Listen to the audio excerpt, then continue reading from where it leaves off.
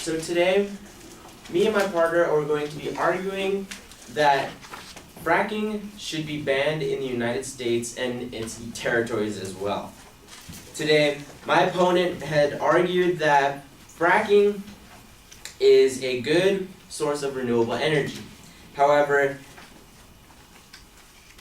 our opposition states that there's not that much contamination. Although this may be true, there still is contamination.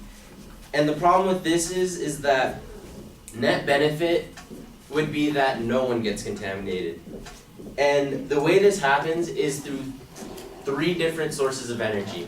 First one is solar power. Second one is windmill power. And the third one is oceanic kinetic energy power. So, to go on, the opposition stated that solar and windmill power is useless, which has no real basis to go off of. If let's say solar power, if it's in a state that doesn't have very much sunlight, usually that means there's a lot of storms coming, there's a lot of rain, and there's a lot of wind. That's where windmill power can come in. And not only that, a lot of states, especially on the east and west coast of the United States, can benefit from, and also the southern states as well, can benefit from oceanic kinetic energy. If we use all of these combined and just channel all these different sources of energy to one mother plant that goes to various other plants, this would deploy and kind of debunk her argument stating that if one goes out, there's no energy, which is completely false.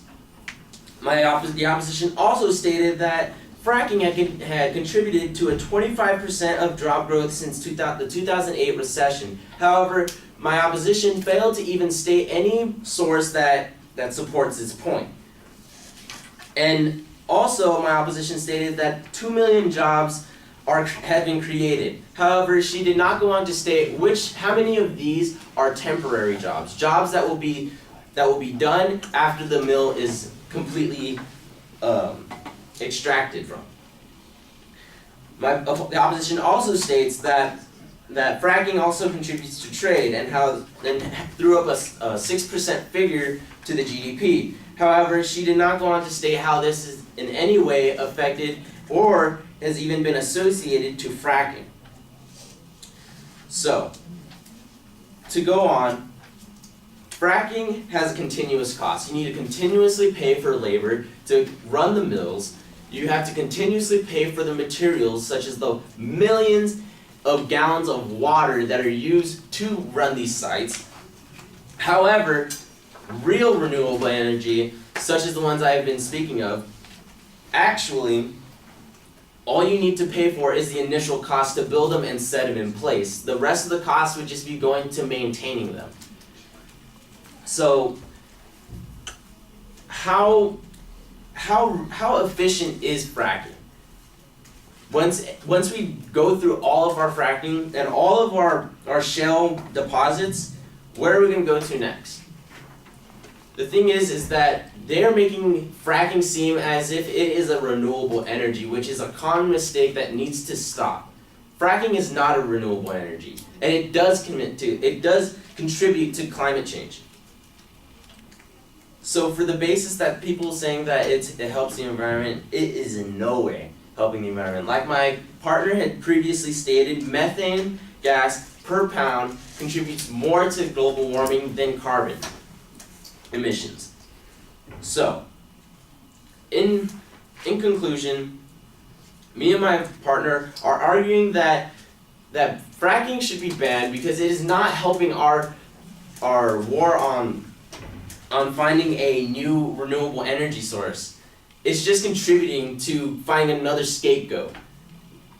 Well, I argue that we ban it, find other means of renewable energy that are actually renewable, and if we really need to, just put more government money into actually running these sites. So the government would be getting profit from it, and the people who work for it as well. Thank you.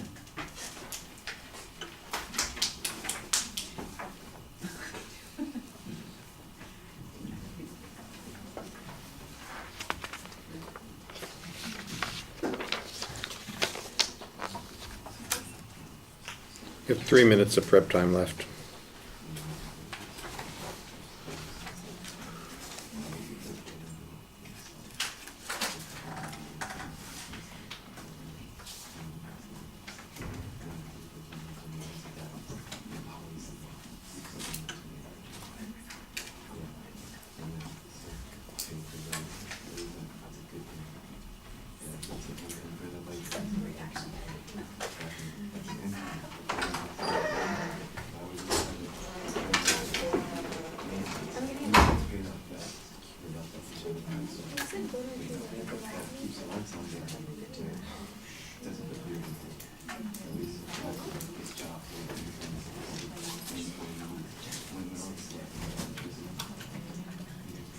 Negative has 2 minutes of prep time left.